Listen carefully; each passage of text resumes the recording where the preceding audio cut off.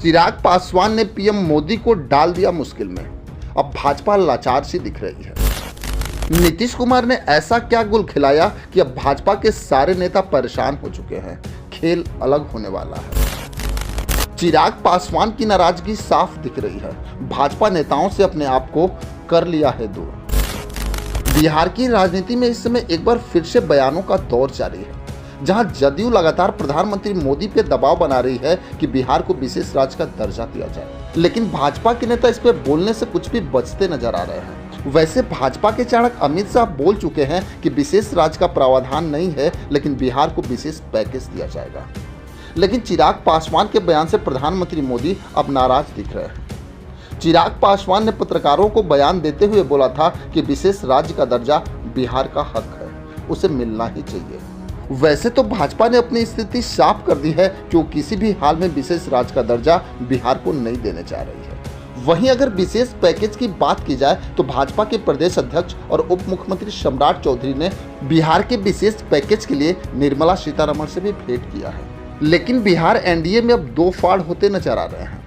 वैसे अगर देखें तो बिहार में भाजपा के नेता विशेष राज्य के दर्जे पर बोलने से परहेज कर रहे हैं, लेकिन भाजपा नेता सबसे ज्यादा नाराज चिराग पासवान पे है। क्योंकि अगर देखा जाए तो जब संसद का सत्र आरंभ हुआ तो चिराग पासवान की सांसद शांभवी चौधरी ने संसद भवन में प्रधानमंत्री मोदी के सामने बिहार को विशेष राज्य दर्जा देने की मांग कर दी। लेकिन राजनीतिक सूत्र तो यहाँ तक बता रहे हैं कि नीतीश कुमार और चिराग पासवान का मिलना भी अब भाजपा नेताओं को रास नहीं आ रहा है, क्योंकि भाजपा भी जानते हैं कि नीतीश कुमार कभी भी धोखा दे सकते हैं, क्योंकि जदयू के कई नेता लगातार विशेष राज्य के दर्जे पे लगातार बयान दे रहे हैं।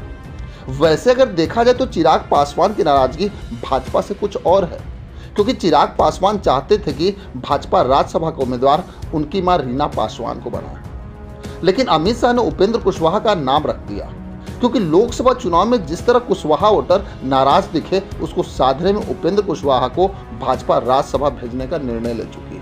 क्योंकि लोकसभा चुनाव में जिस तरह लालू प्रसाद यादव के साथ कुशवाहा वोटरों का समीकरण बैठा, वो भी अमित शाह और प्रधानमंत्री मोदी को परेशान कर रहा है।